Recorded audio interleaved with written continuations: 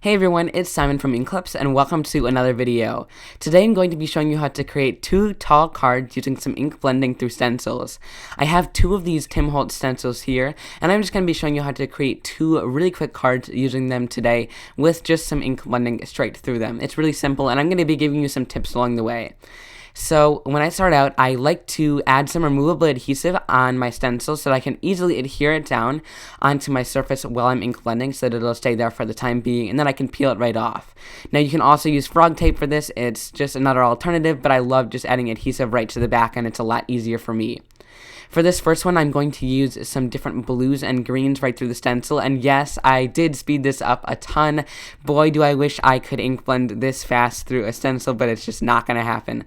So, I'm just using a bunch of different blues and greens and the mini ink blending tool from Tim Holtz.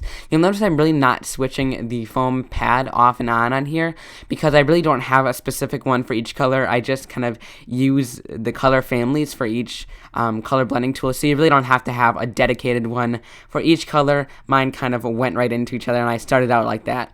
So that's all done. I peeled the stencil off, and now I'm going to go on to the next one. This is kind of a doily pattern, and I'm going to do a rainbow effect through the doily.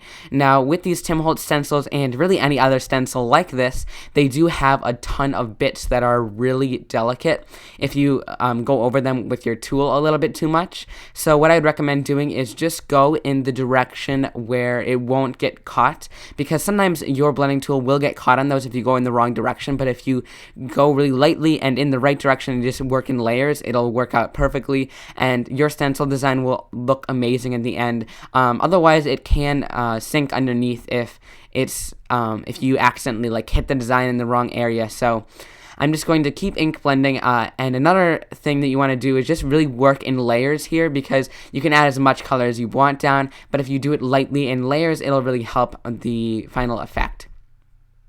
So now I'm just cutting this down on the edges. I'm just following the lines where the stencil ended, and my trimmer has a nice little guide on it, a little wire guide, so I can definitely see where I'm cutting.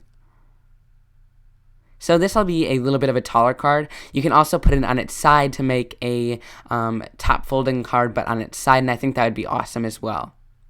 So now I'm taking some Lawn Fawn Thanks dies. I've cut these out of black cardstock, and I'm going to adhere 3 on top of each other to get the thickness that I want. Then I can adhere those onto my card and use an Altenew stamp that says a bunch. And basically that finishes off my card for today. You could add hearts or stars to embellish this, but I decided to just keep it really simple and generic with just the thanks a bunch on the cards. And I really enjoy the different style that these are and the different height. So on the other one, I used Simon Says Stamp inks and Simon Says Stamp stamps, and I really loved how that one turned out as well. And I'll link all the supplies down below that we used in today's video in case if you're interested in any. And if you also want to stop by my blog, there will be many more photos and inspiration and information about this card. See you guys very soon in another card making video. Bye!